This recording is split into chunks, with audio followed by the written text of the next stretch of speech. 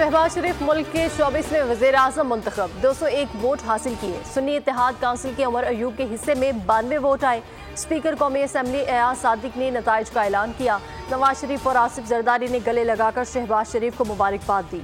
सुन्नी इत्तेहाद council के अरकान का ऐवान में शोर शराबा, स्पीकर डाइस के सामने एहतजाज, एजेंडे की कॉपियां फाड़ दी।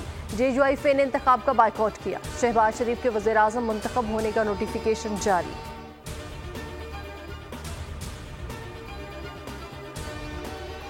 नौ मुंतखब वज़ीर-ए-आज़म शहबाज शरीफ की अपोजिशन को मुफाहमत की दावत।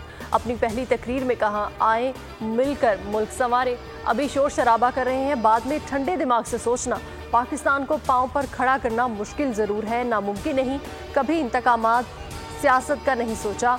मुल्की इदारों के पास जाने के बजाय IMF को ख़त लिखना सबसे बड़ी मुल्क दुश्मनी है। 9 मई को GHQ कमांडर हाउस एयरबेस पर हमले हुए। मेरी हुकूमत का वादा है, मुजरिम हर सूरत सजा का सामना करेंगे।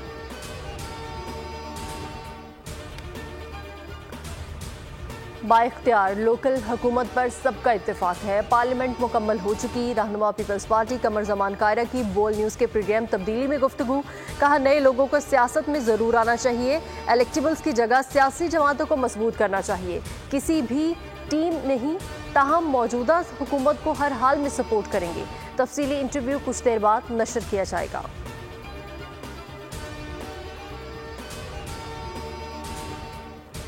पाक फौज और सिविल इंतजामिया का शाहराह कराकरम पर रेस्क्यू ऑपरेशन। मुसाफिरों और गाड़ियों को फौरी इमदाद फराहम करने के लिए पाक फौज की मौसर कोशिशें। रावलपिंडी से गिलगित सफ़र करने वाले डॉक्टर को बमा फैमिली रेस्क्यू कर लिया गया।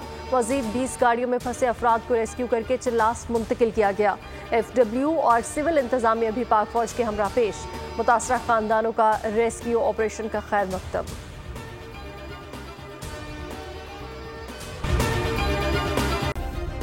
सब्सक्राइब करें और बेल दबाएं ताकि कोई खबर रह न जाए।